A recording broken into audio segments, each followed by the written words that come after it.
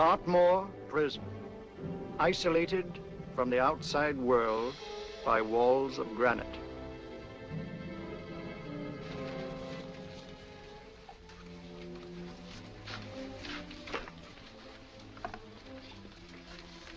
They say you could get out of here by merely telling what you know. You may or may not be another Scotland Yard bloke. But I'll give you the same answer I gave the others. I still have 2 years, 8 months, and 6 days left in which to make musical boxes. That'll be sold at auction for the benefit of this delightful sanctuary. And I intend to serve them.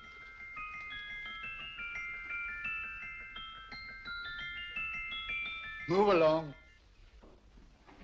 And now we come to the next object on our list, or I should say objects, because there are 3 of them. Now, ladies and gentlemen, these can be bought together or separately. Now, these beautiful little musical boxes only arrived this morning, and I didn't intend to put them on the auction block until later, but I'm going to sell them now. So, good friends, as our old pal Mark Antony used to say, lend me your ears. And what do you hear? Right. The beautiful tinkle tinkle of a musical box. What a lovely trinket. What a beautiful gift. Created and made by loving hands. A thing of beauty and utility. I was going to start with £5. It's a bargain, £5. Do I see any hands? If there's a connoisseur in the house, will go £3 for it. £2. £1. 10 shillings. Thank you, sir. Ladies and gentlemen, 10 shillings is offered for a musical box you couldn't buy anywhere in London for less than £5. It was stealing to let it go for 10 shillings, like taking milk from a baby. All right, we're selling for 10 shillings.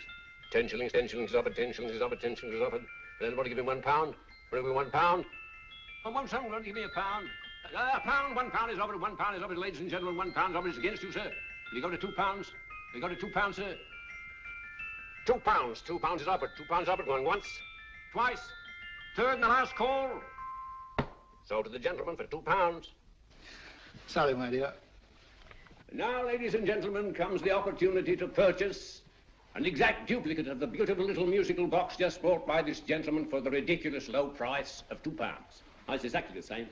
Exactly the same, made with the same hands. You hear that? Isn't that lovely? That tinkle, tinkle, tinkle, tinkle. Sounds like Bow Bells to me, you know, little angels pulling on the ropes, eh? Who'll give me £2 for it?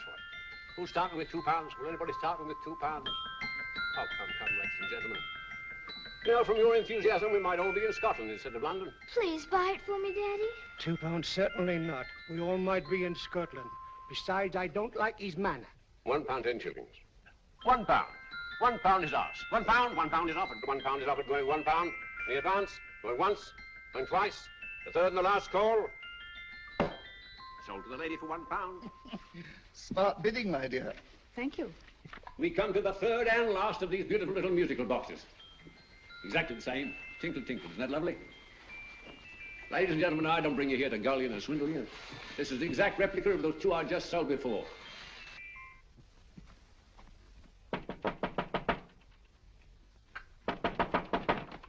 We're closed. But this is extremely important. Come in, sir, come in. I'm sorry to disturb you, but I was unfortunately delayed from arriving in time to bid on certain articles which I was rather anxious to obtain. Oh, perhaps they weren't sold, sir.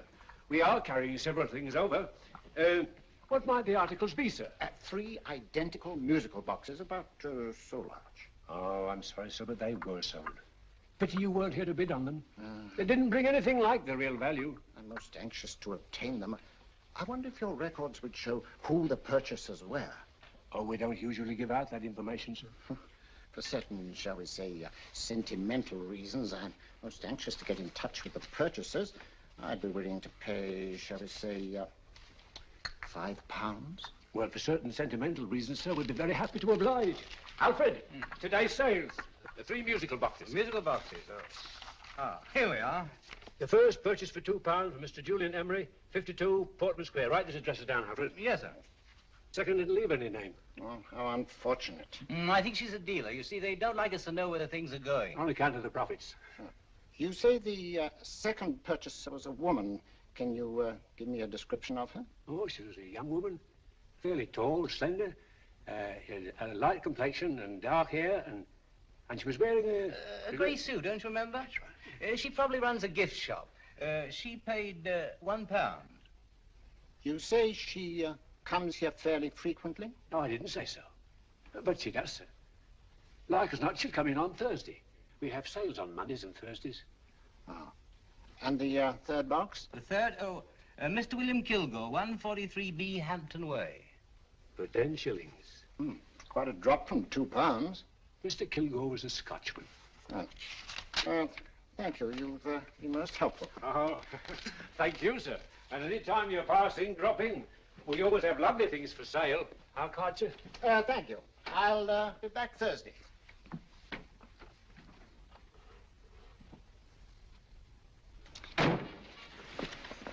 The message reached us too late.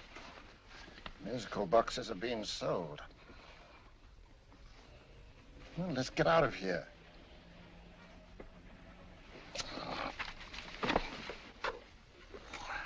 Someday you'll go too far. Reaching for a star, you fool. Yet a fool may touch a star, Colonel Cavanaugh, if he but reach high enough. But not possess it as you would. The musical boxes, they've been sold. What a pity for you, my dear Colonel. Is it my fault that the message reached us only an hour ago? Is it my fault that they were sold? You can't hold me responsible for that. Hope for your sake you're right.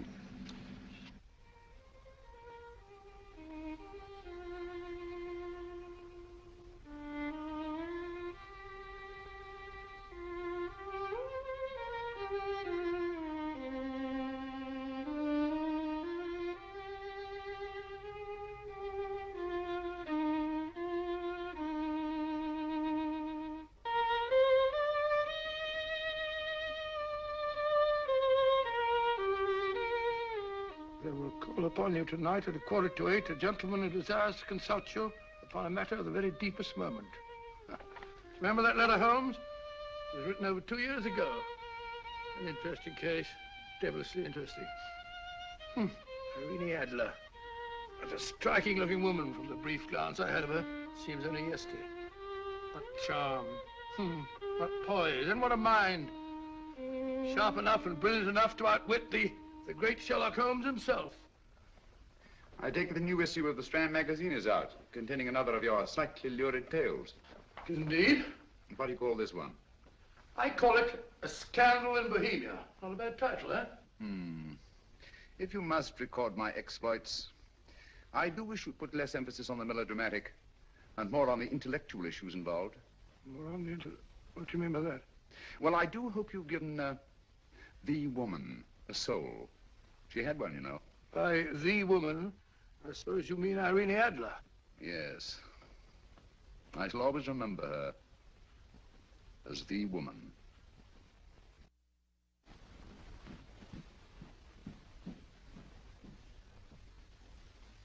Come in. I think. That's it, old boy. How are you? How are you, old boy? I haven't seen you for years. I want you to meet my old friend Sherlock Holmes. Holmes, this is Stinky. In other words, Julian Emery. How do you do, Mr. Emery? Watson has often spoken of you. Oh, has he? Yes, we were at school together. Yes, more years ago than I care to remember, but you didn't come in here just to remind me of that. No, I just happened to be in the neighborhood and saw your lights burning, so I took the liberty of looking you up. Still writing your mystery stuff? Yes, there's a new one out this week. Good, I never miss them. Oh, good, thanks. I say that bandage makes you look very interesting. Still poking your nose into other people's business as usual? Who hit you? I haven't the foggiest notion. Somebody knocked me on the head in my own living room, and then proceeded to commit the most idiotic burglary you ever heard of. Fellow must have been balmy as a coot. Balmy? Why? Come sit down, old boy. Thanks. Would you like a cup of tea? Huh? Oh, all right. I'll go and tell Mrs. Hudson.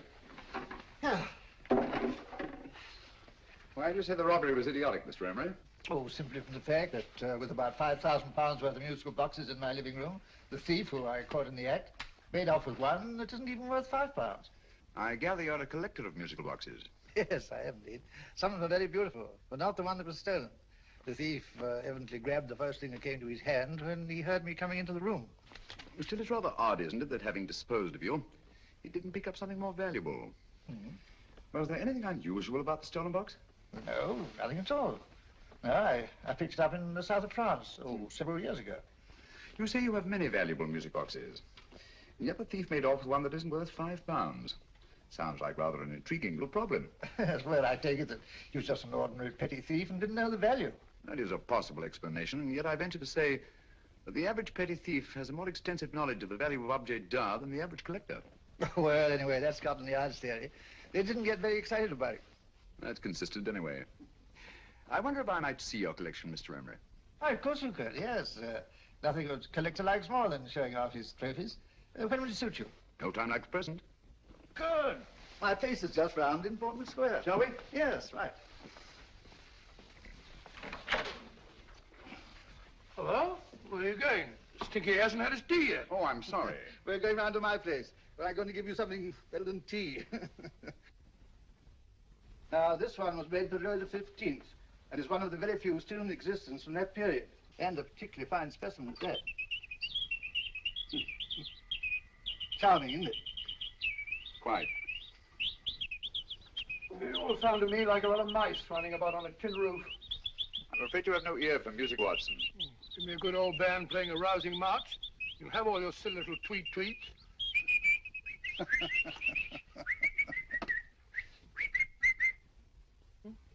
Another room. Excuse me.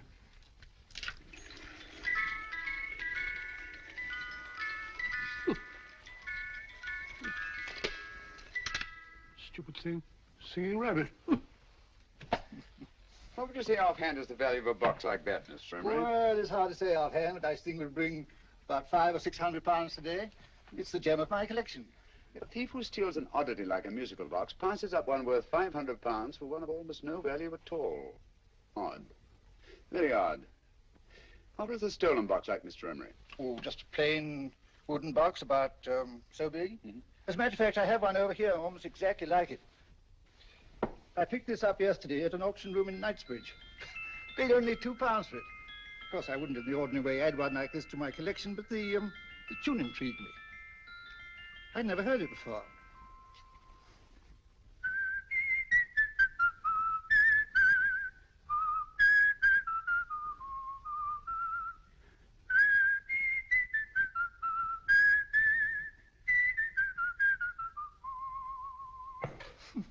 You have a remarkable ear for music, Holmes. Rather an unusual melody. Sit down, Will.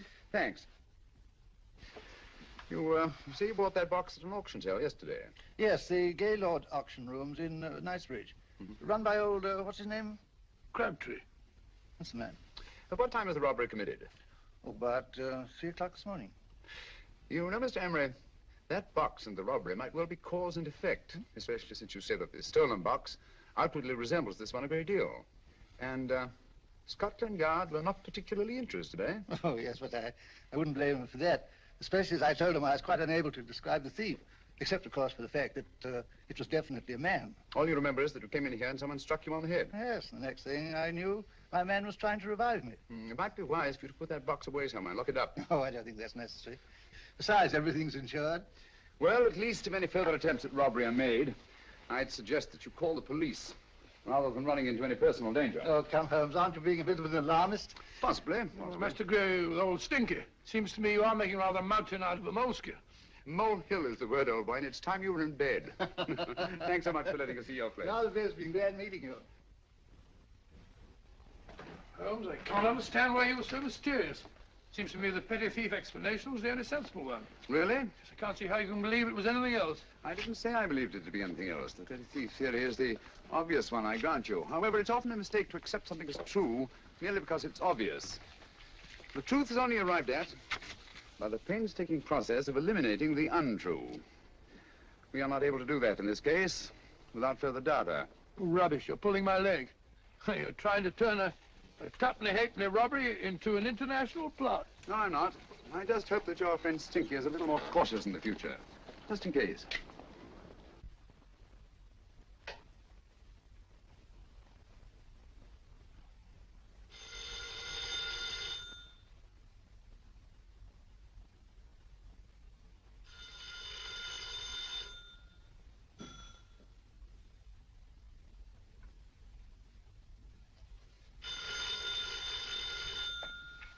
Hello? Yeah? Julian Emery here. Who? Why, of course I remember you, Mrs. Courtney. Yes, you're the one bright spot at that appallingly dull affair of Lady Sanford's. Huh? Of course it isn't too late to come round. Yes, I shall be delighted to give you a drink. I tell you what, come straight up and I'll leave the door unlatched. Right, well, 15 minutes? Good. I shall be counting each moment. No, I mean that, really. Right, goodbye.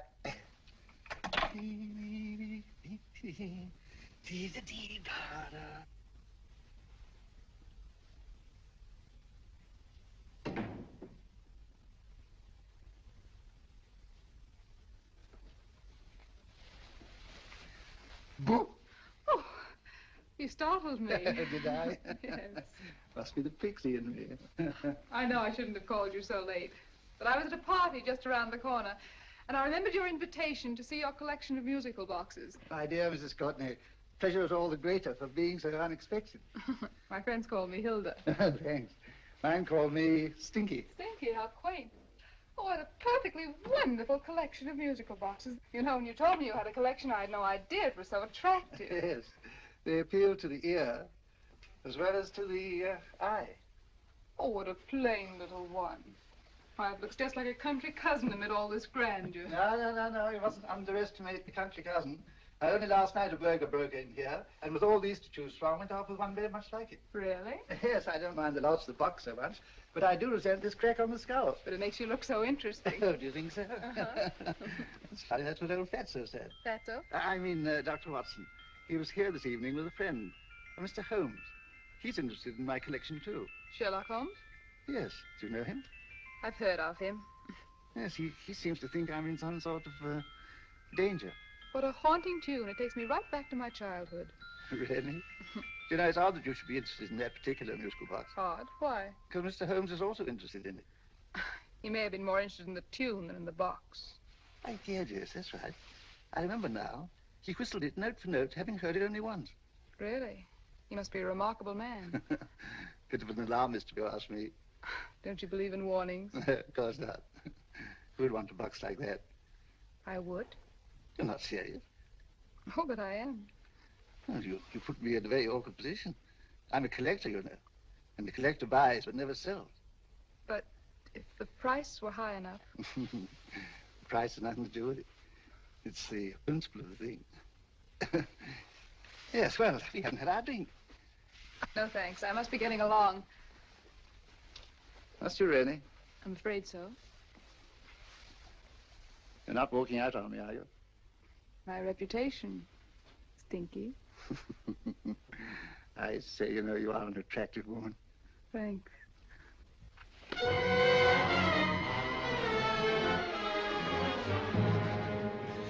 You fool. I told you to wait outside. What did you have to kill him for? All I had to do was walk out with this. He held you in his arms. Don't touch him. Don't touch anything. Now get out. I'm sorry. You're sorry. What about me? This is murder. What about Scotland Yard? What about Sherlock Holmes? Now get out!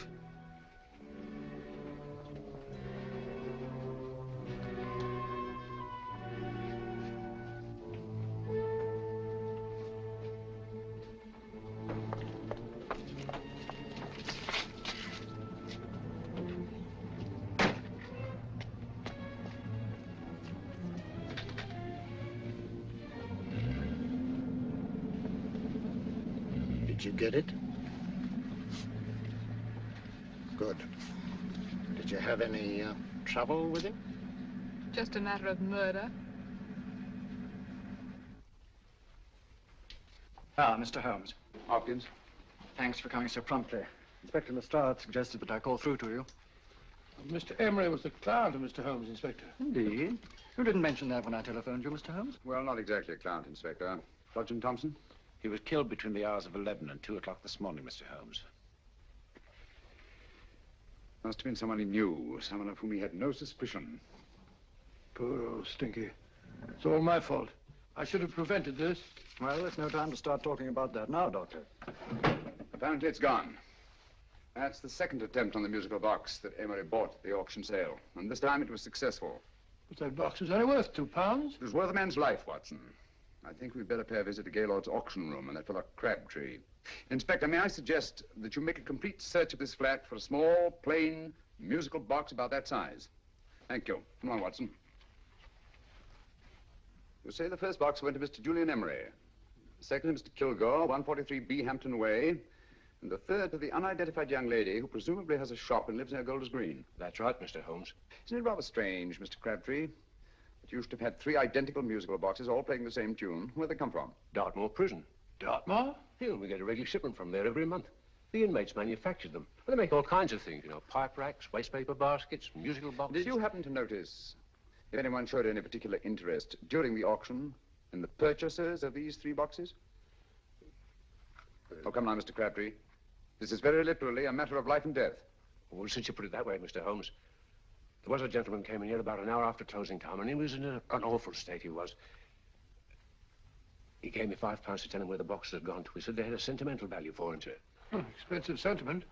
Can you describe him? He was tall, distinguished looking, and he had grey hair and a moustache. He was quite a gentleman, sir. What was his reaction when you were unable to supply him with the address of the young lady who owned the shop? I told him the young lady usually come back on Thursday. He said he'd come back on Thursday. Now, that's tomorrow. Thank you, Mr. Crabtree. You've been very helpful. Thank you. Come on, Watson. Where are we going now, Holmes? To the home of Mr. Kilgore, the man who bought the 3rd box.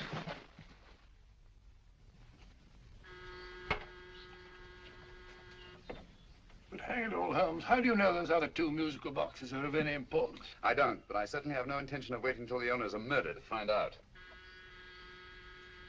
No one at home. I hope that's the explanation. I'll have a look through this window.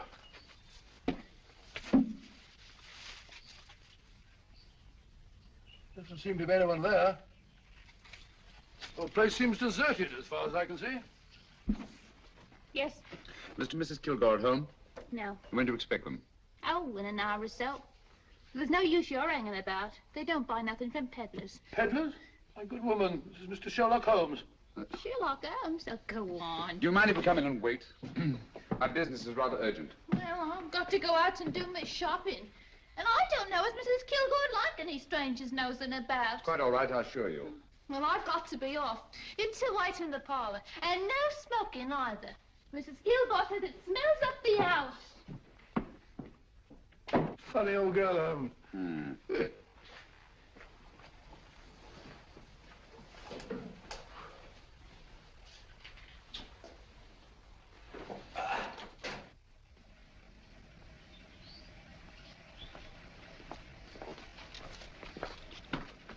Park Lane. Park Lane? And what would the likes of you be doing in Park Lane? Now, don't worry about the fare, Ducky. If you knows how to get to Park Lane, up it.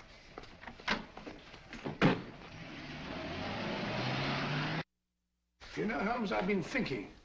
There must have been something hidden in that box of old stinkers. Stolen jewelry, possibly. What's up, Holmes? Listen. What's just the steam in the water pipes?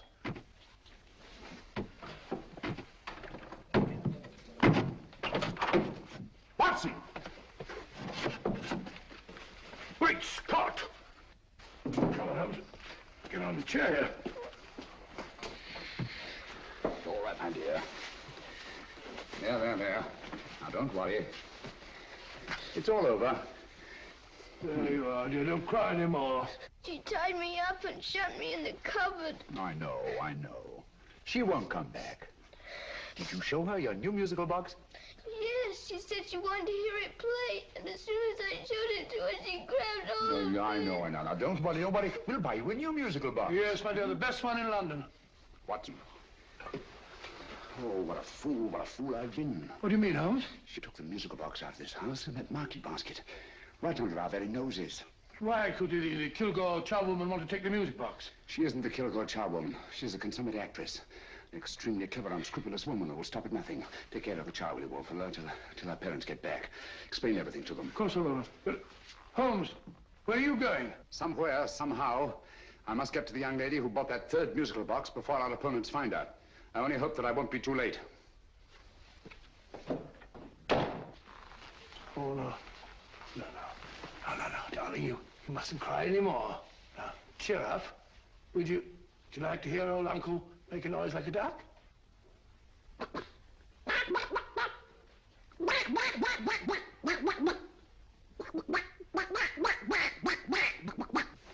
Oh, sorry.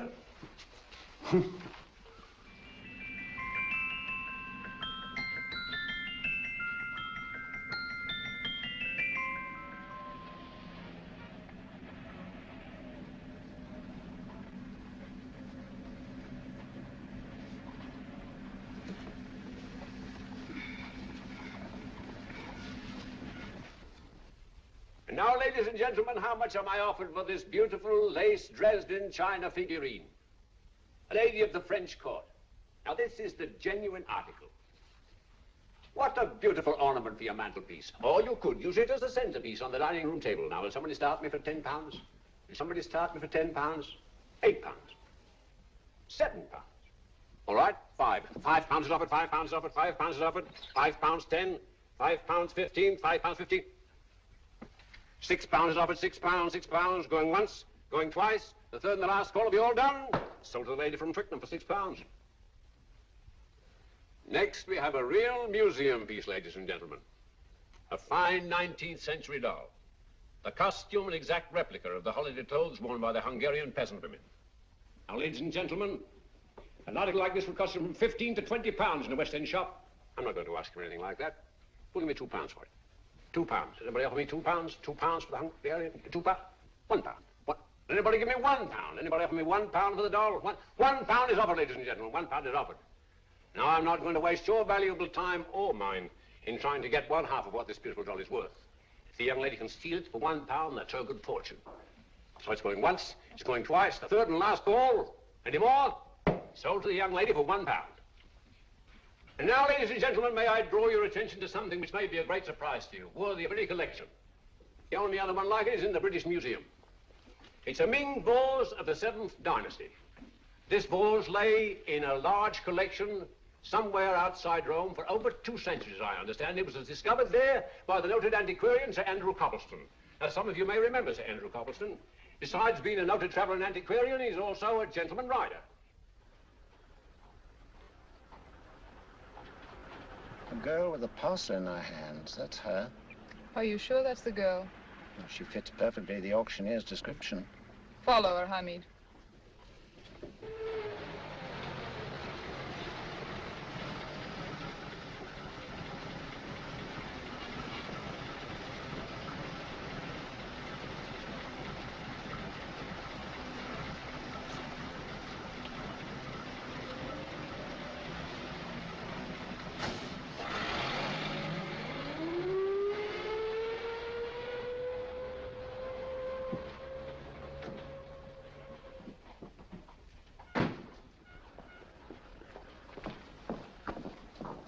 It's lovely, dear. And only £1. We can get at least 3 for it. Easily. I'll go make some tea. I could do with a cup. Right. Good afternoon. Good afternoon. I'm looking for a birthday gift for a 7-year-old girl. What would you suggest? We have some lovely dolls. Now, this Hungarian I think she has enough dolls already. Books are always welcome. Well, I'm looking for something a little different. Oh, that's rather cute. What is it? Oh, that's a musical box. Children always love them. And this is an exceptionally nice one. It plays many tunes.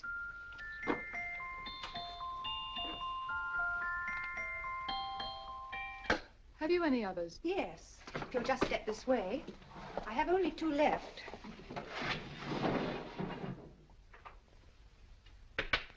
How nice.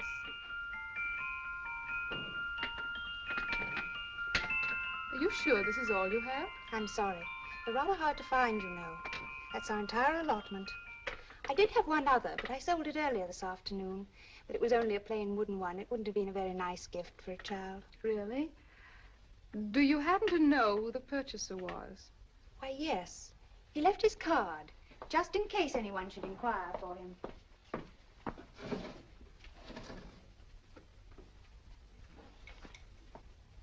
How interesting. I'm sorry, but I'm afraid I'll have to look a bit further. Thank you anyway. Good afternoon. Thank you.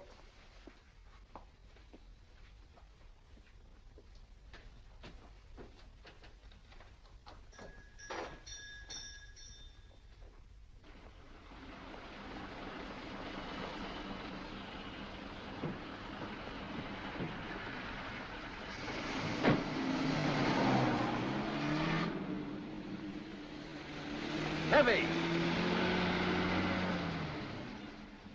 All of that cab. Here now, what? Scotland Yard. Hop in.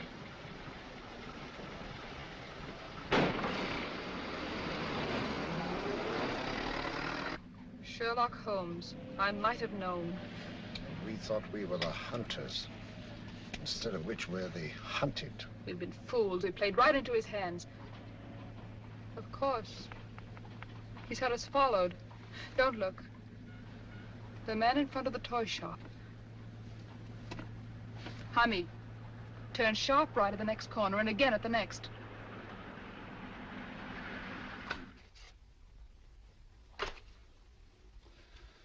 No photograph of her, Commissioner, as I expected. She's not a known criminal. But how do you expect to know if you do find her? After all, she was disguised as a charwoman. Don't worry, old fellow. If I ever see her again, I'll recognize her. Well, it won't be long till we know who they are and from where they operate. Who's covering them? Sergeant Thompson's following them, sir. They won't get away from him. He's a good man. We could have arrested them at Clifford's toy shop if we had any proof. But we know that they killed Emery.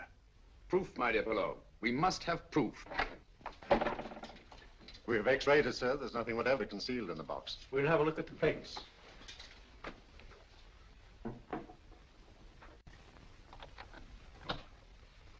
There must be some clue.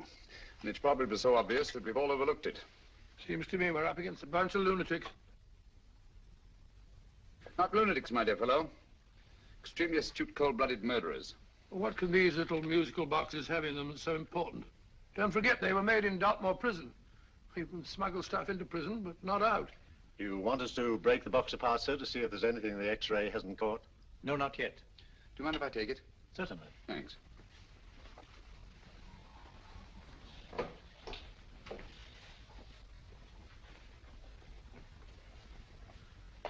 The governor of Dartmoor Prison informed us, sir, in answer to Mr. Holmes' question, that all 3 musical boxes were made by the same convict, John Davidson, serving a 7-year term, sir. Davidson? The Bank of England plates. That'll be all. Yes, sir.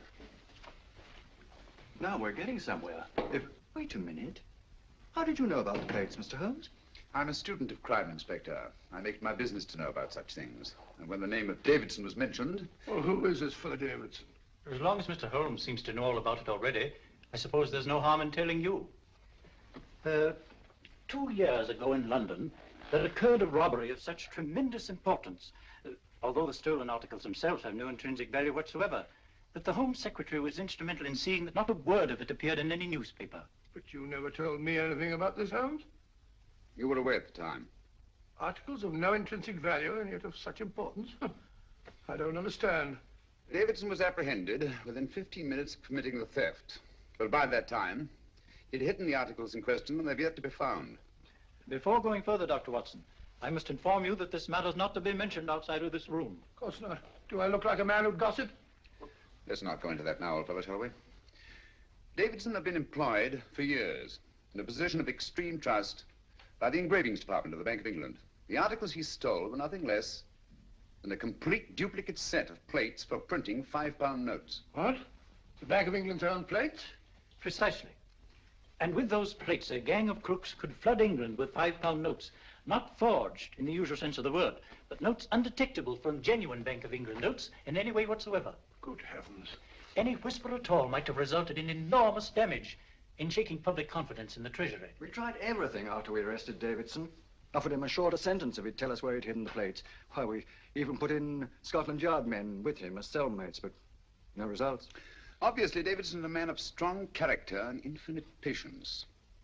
Yet suddenly he feels impelled to smuggle out the secret of the hiding place of the plates to his confederates. Why? I don't understand, Mr. Holmes. Well, for example, has the Bank of England made any plans to radically change the design of the £5 note so that in, say, 7 years from now, notes made from the stolen plates would be worthless? Confidentially, Mr. Holmes, such a move was discussed. But replacing all the £5 notes in circulation would be such a Herculean task that nothing's been done about it as yet. I see. Of course, there is another possible explanation. Davidson didn't have much time to find a hiding place before he was captured. He may be afraid that the plates will be accidentally discovered before he's released. Hence his anxiety to communicate their whereabouts to his confederates as soon as possible. I believe you've hit it, Mr. Holmes. I'm sure that the message is contained in this musical box. Or rather, in all three musical boxes, since possession of all three seems to be essential. Our opponents have 2/3 of the puzzle, we have 1/3. Well, what are you going to do, Holmes? Try to deduce the message from the 1/3 that we have.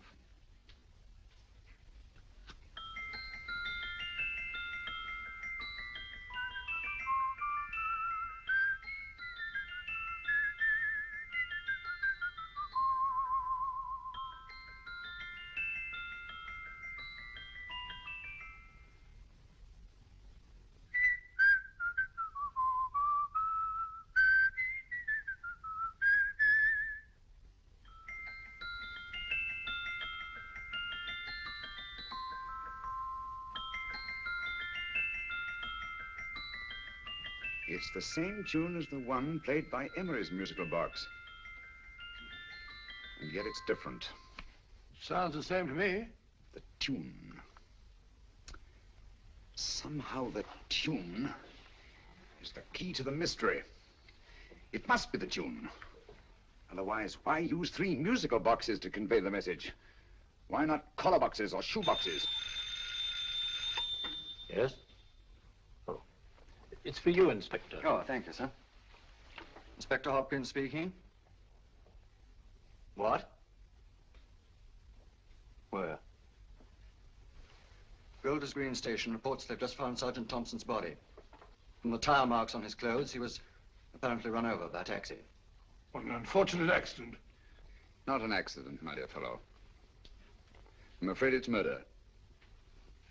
Oh, you never know just who you're going to meet when you're walking down a busy London street.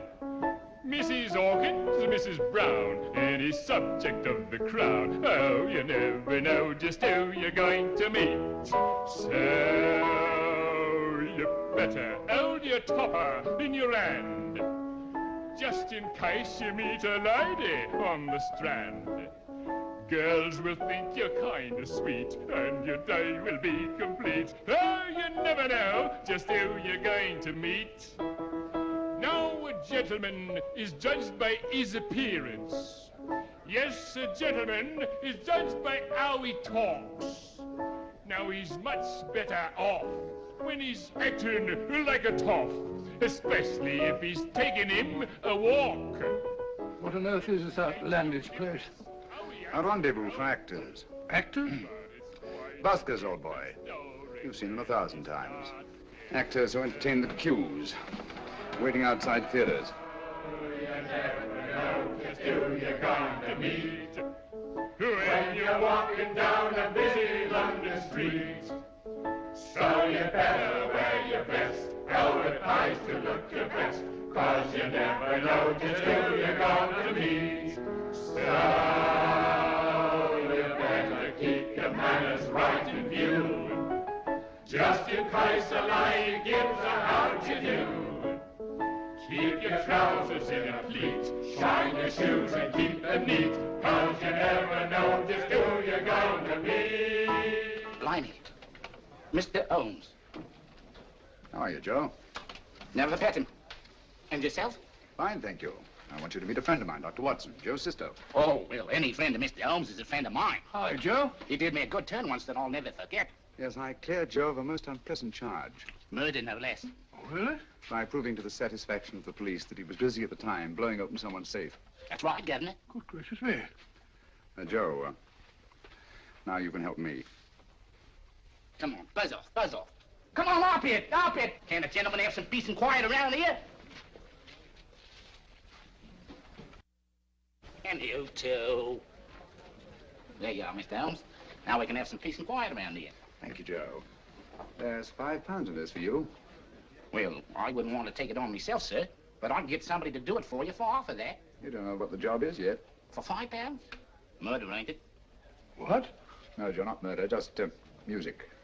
I want you to identify a song for me. Oh, there ain't a song that's been written that I don't know. That's why I came to you. Of course, the violin is more my instrument, but, oh, well, here we go. Now, listen to this, Joe.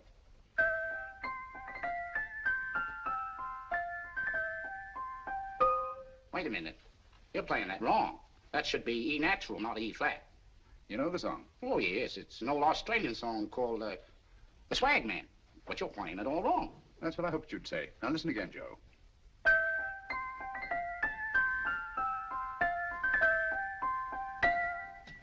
That's the same tune, all right, but you're making different mistakes than you did the first time. No, not mistakes, Joe. Call them variations. Here, play the song for me, will you, the way it's written.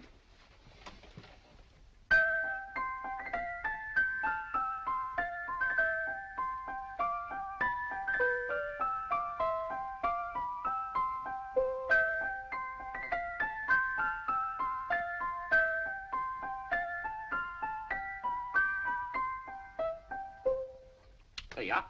Thank you, Joe. What's it mean, Holmes? Are you onto something? Perhaps. I don't know yet. It's probably a code of some sort. Joe, could you write the song down for me, the way it was originally written? Oh, sure, Mr. Holmes. But it'll take a few minutes. Here, Mabel. Pale ale. Come on, up to it. Along with it.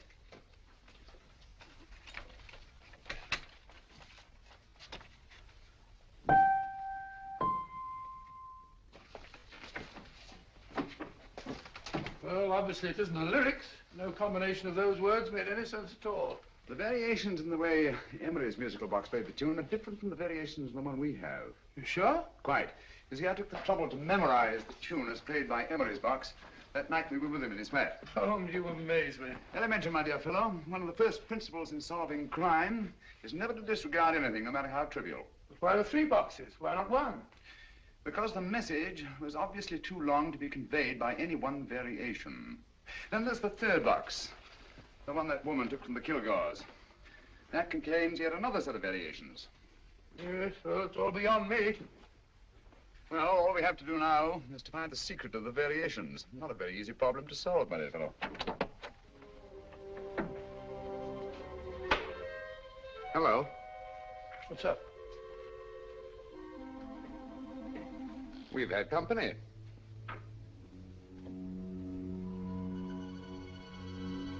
I say, this is outrageous. Ask Mrs. Hudson to come in here, will you? Right.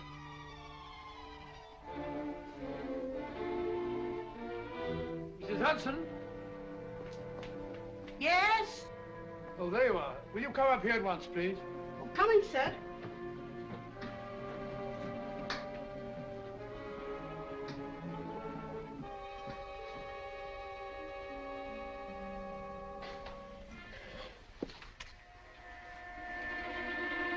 Mercy me, Mr. Holmes. What has happened? Who called while we were out, Mrs. Hudson? Just a young lady. The one who said you wanted her to wait for you. And a nice-looking old gentleman with Our her. friends again, Watson. Friends? What did the young lady look like? Oh, I couldn't see her face. She had a heavy black veil on. But she had such a nice way with her. Oh, I'm sorry, Mr. Holmes, if I've done anything wrong. But you did say I should always let clients come in and wait for you. Don't worry, Mrs. Hudson, don't worry. You had no way of knowing. It's quite all right, quite all right. Now, don't worry, Mrs. Hudson. Don't worry. But where on earth's the musical box? They didn't get it. Didn't get it? Where is it? It's in your hand. Huh? That biscuit jar. Take the biscuits off the top. Now put your hand inside, and you'll find the music box. Well done, Holmes. Well done. Amazing.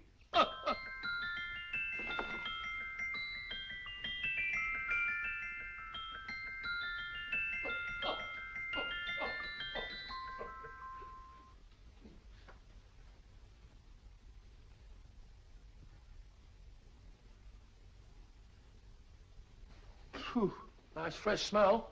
Like a pub after closing time.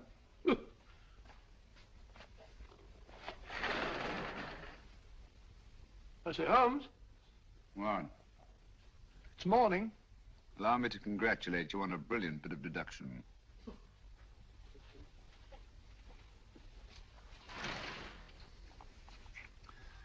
It's not a transposition, not a polygraph transposition, not a trigraph, nor any known form of decoding. How about the Morse code? Have you tried that? Yes, at about 3 o'clock this morning. I'm sorry, old man. I was only trying to help.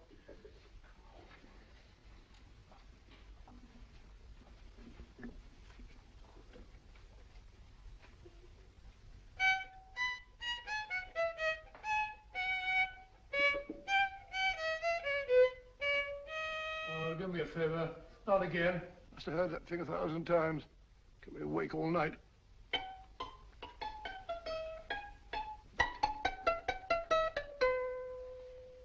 Not a very distinguished composition, I grant you.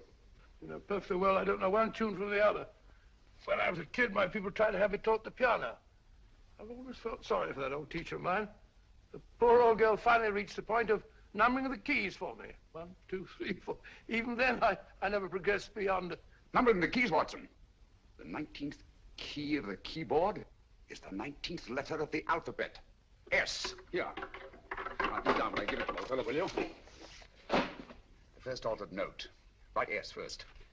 Now, the 8th key is H. The 5th key, E. The 12th key, L. The 6th key, F. S-H-E-L-F. Shelf. Your piano lessons were not in vain, old fellow. You've solved it. Thank you. Thanks, O'Bean. Hold it. We now have 2/3 of the message. Behind books, third shelf, secretary, Dr. S. Presumably, these are the first and second portions of the message.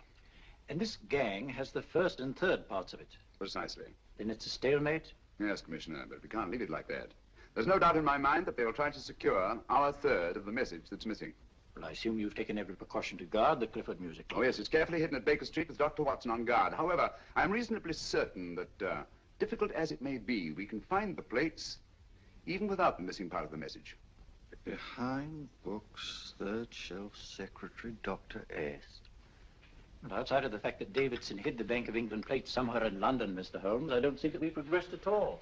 Allow me to point out to you, sir, the key words, Dr. S. It looks as if the plates were hidden in the house of the doctor. Whether S stands for his first or last initial remains to be determined by a process of elimination.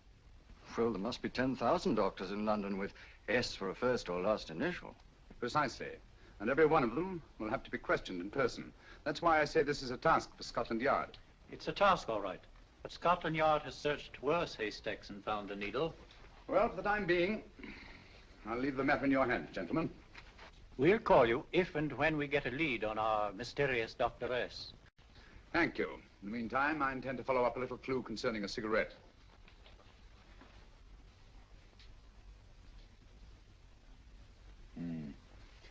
You're certain of the identification of the tobacco? Absolutely. I have made up this special blend for only 3 customers. It is almost pure Egyptian, with admixture of latakia for added body, and a pinch of perique. Merely a whisper, as one might say, for elusive fragrance. Yes. And the 3 customers? Major Wilson in Bombay, India. Mrs. Catherine Leamington Smith in Ireland. Yes, and the third?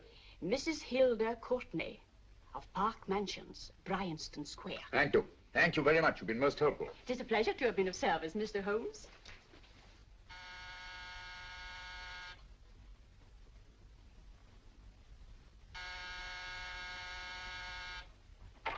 Yes? Mrs. Courtney? Yes. My name is Sherlock Holmes. Oh, do come in. Thank you. I've heard of you, of course, Mr. Holmes. I believe we have a mutual friend in Sir Edward Brookdale. He's spoken to me of you quite often. Indeed. And to what good fortune am I indebted for this visit? I think you know Mrs. Courtney. Well, I did get a summons for speeding last week. But outside of that, I don't think I'm of any interest to the police. Oh, come now, Mrs. Courtney. You seem to forget that you and I have met before. I'm sorry. I'm sure I would have remembered meeting the great Sherlock Holmes. Please sit down. Thank you. You say we met before. Yes. At the home of Mr. and Mrs. Kilgore, 143B Hampton Road. Kilgore? I don't think I know anyone of that name. Well, I didn't say you knew them. As a matter of fact, you called on them when they were out. I don't understand, Mr. Holmes. Really? And you were dressed rather differently. Indeed. Cigarette? Thank you.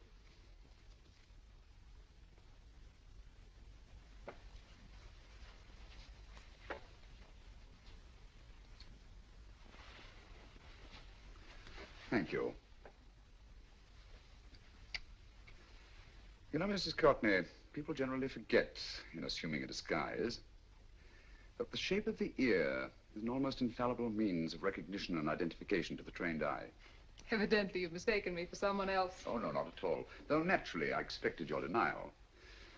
But when you paid your visit to my rooms at Baker Street, you carelessly left behind another identification. They're, identical, aren't they? Yes, I must admit they are. You see, Mr. Holmes, to catch one as clever as you, I had to use a very special lure. I knew you'd be unable to resist the bait of my cigarette, having read with great interest your monograph on the ashes of 140 different varieties of tobacco. I should advise you not to move, Mr. Holmes. I must congratulate you on your ingenuity, Mrs. Courtney. It was indeed a brilliantly designed trap. Thank you, Mr. Holmes. Praise from a master is indeed gratifying. I shall always cherish the memory of your flattering words. Memory? Precisely. I'm afraid these gentlemen have a most regrettable task to perform. Unless, of course, you care to turn over the missing musical box with your pledge to take no action against us in the future. I'm afraid that will be impossible. I thought that would be your answer. Hamid! Careful! Careful. There's no need to be unnecessarily rough with our distinguished guest. You realize, Mr. Holmes, that your demise will not take place here. The corpus delicti, you know. Well, naturally. Shall we go? It's so fearfully awkward having a dead body lying about. Don't you agree, Mr. Holmes? Another dead body shouldn't weigh too heavily on your conscience, Mrs. Courtney.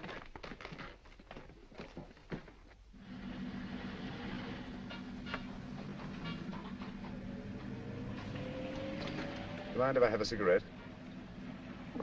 Don't see why not.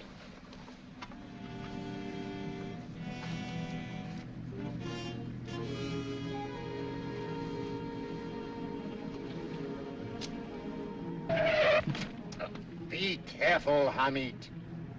It's the brakes, they bind. Thank you, Colonel Kavanagh. It's very considerate of you.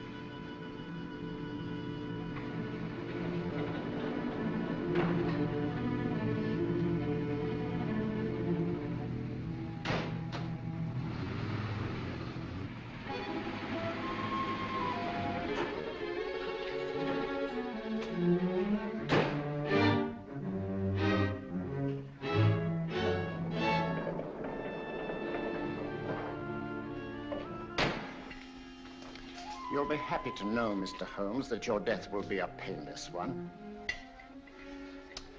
Hamid, attach this to the motor of the taxi. That little attachment, my dear Mr. Holmes, contains the deadly fluid known as monosulfide. The Germans use it with gratifying results in removing their undesirables. Start the motor.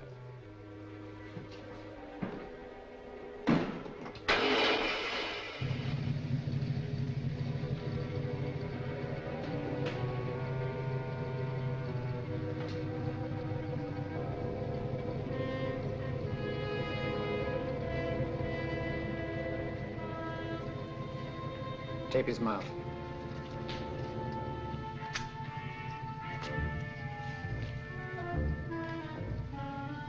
Now, Up with him, Hamid.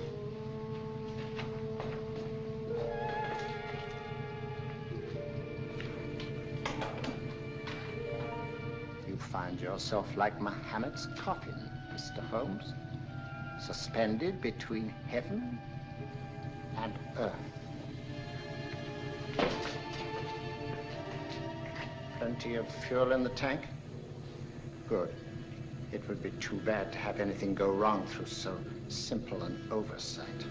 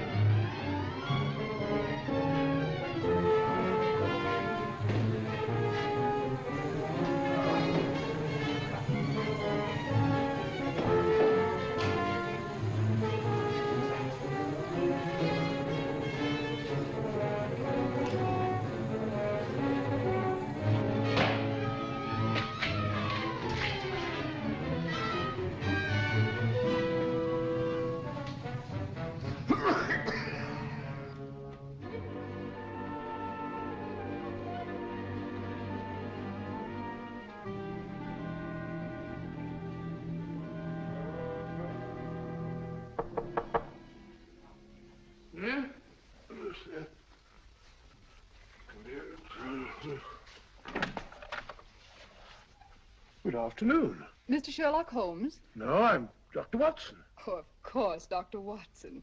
How stupid of me. Oh, so, this is stupid of me. Won't you come in? Well, I really came to see Mr. Holmes. Oh, I'm afraid he's out. I don't know when he'll be back. Perhaps there's something I can do. Won't you sit down? Thank you. You know, Sherlock Holmes and I have been engaged on a great many cases. Oh, really? Yes, indeed. As a matter of fact, this very moment, we're involved in one of the most baffling... Oh, well, won't you tell me your trouble, and I may be able to help you. It's very kind of you, Dr. Watson. Perhaps if I wouldn't be imposing too much. Imposing? Oh, there's no imposition. No imposition at all. A pleasure, I assure you. Now, tell me all about it, Miss Williams. Mrs. Williams. I live in Surrey, Dr. Watson, and I've come up to London in sheer desperation. My only sister has disappeared, and the local police seem utterly unable to find her. Well, Holmes and I solved a case exactly like that once. Very interesting, as far as I remember. I call it the adventure of the solitary cyclist. Oh, sorry. Now I come to think of it, it wasn't so very similar. Entirely different. I don't think what I was saying. Where were we? She's only 17, Dr. Watson, and until she disappeared last Thursday, she seemed to be in the best of spirits. Possibly a romantic entanglement? Oh, no, nothing of the sort. She left no note, didn't even pack a bag, no explanation. She just started to walk to the village from our house in broad daylight and simply vanished from the face of the earth. Oh, there. Might I have a glass of water? Glass of water. I want 1 minute.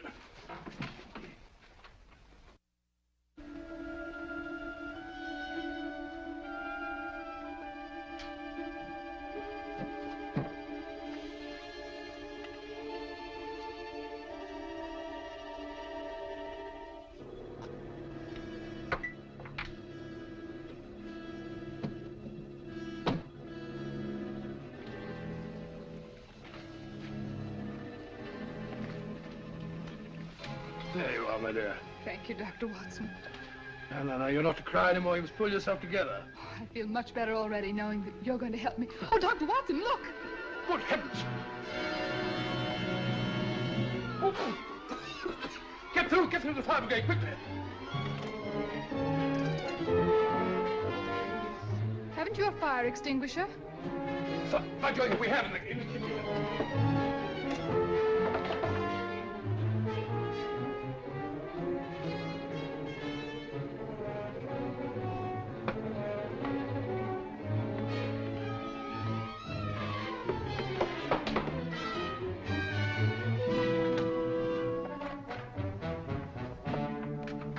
Don't you worry, Miss Williams. We'll have this thing out in no time.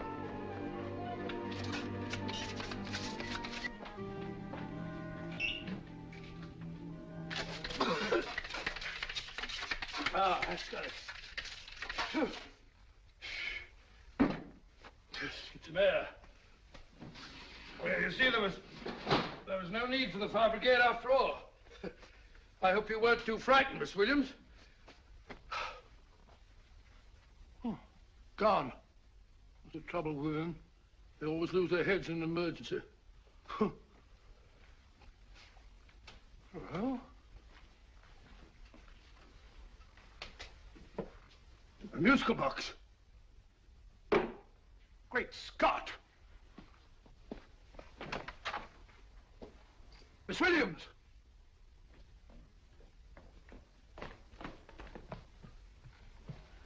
Well? Good. And Holmes? By now, Mr. Holmes has no doubt exchanged his violin for a harp. Always assuming that heaven is his destination. And now that we have the missing musical box.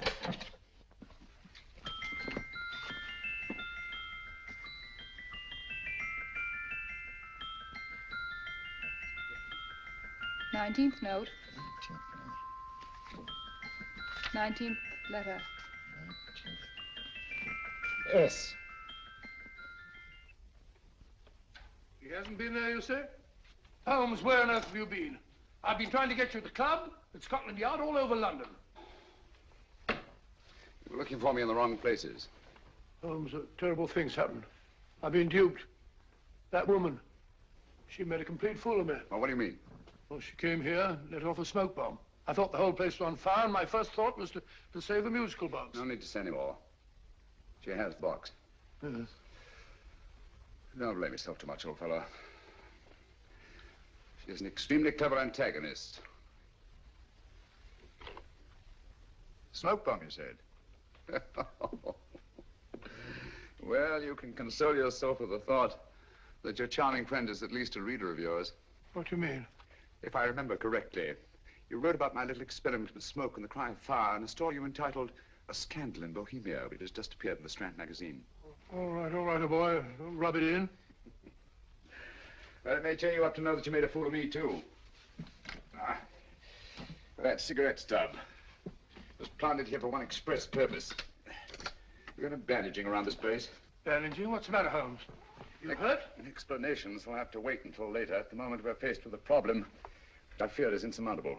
Come over here, old boy, will you? Right. Our opponents are in possession of all 3 parts of the code. And here are we, while the Bank of England plates pass into their possession. Cheer up, old fellow, cheer up. As Dr. Samuel Johnson once said, there's no problem the mind of man can set that the mind of man cannot solve. What's that, old fellow? I was just quoting Dr. Samuel Johnson. He said there is Thank you, Watson, thank you. Hmm? Leaving the front reception room, we come into the main hall, where Dr. Johnson was in the habit of passing through to have his meager meals in the dining room opposite, in company with his friend and biographer, James Boswell. We will now pass up the stairway, which remains in its natural wood finish, just as it was when the good doctor was here. The framed etching on the wall is believed to have been presented to Dr. Johnson by the distinguished painter, Sir Joshua Reynolds. I've been told here that picture was given in by Mrs. Thrale, and it's definitely not a Reynolds. Is that important, my dear? Oh, I'm sorry. This way, ladies and gentlemen, please, this way. Move along, children, move along. The secretary's not on this floor. Patience, Hamid. I have a feeling My that... dear Colonel, with Sherlock Holmes out of the way, what could go wrong?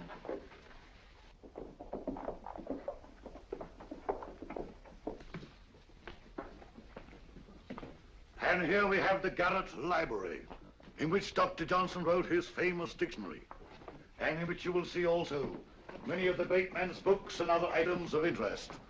Step forward, ladies and gentlemen, please, step forward. Standing in the corner is the secretary, which contains many of the original works by the literary genius. On this table, Dr. Johnson's cat, Hodge, used to sleep while his master worked. A strange thing about this cat, ladies and gentlemen, was its love of oysters.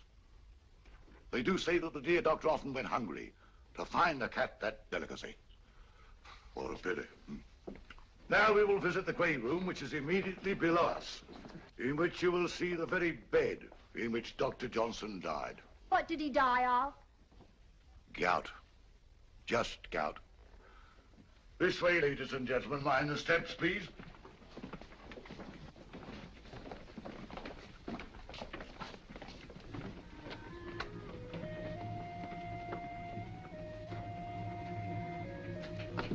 No keys.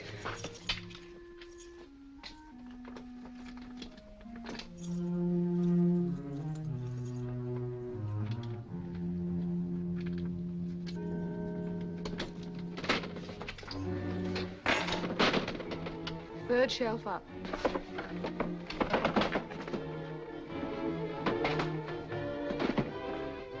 The knife.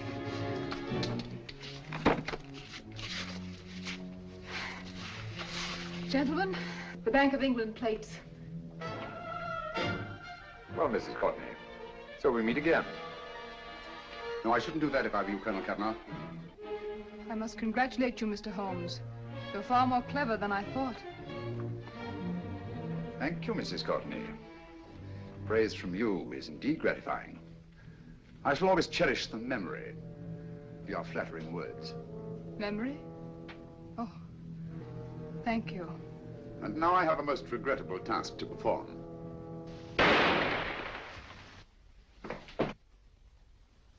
Holmes! Coming, Holmes! Holmes, you all right? Perfectly, thank you, old fellow, but I think this gentleman on the floor requires some medical attention. We must see that he looks his best, you know, when he's hanged. Take them in charge.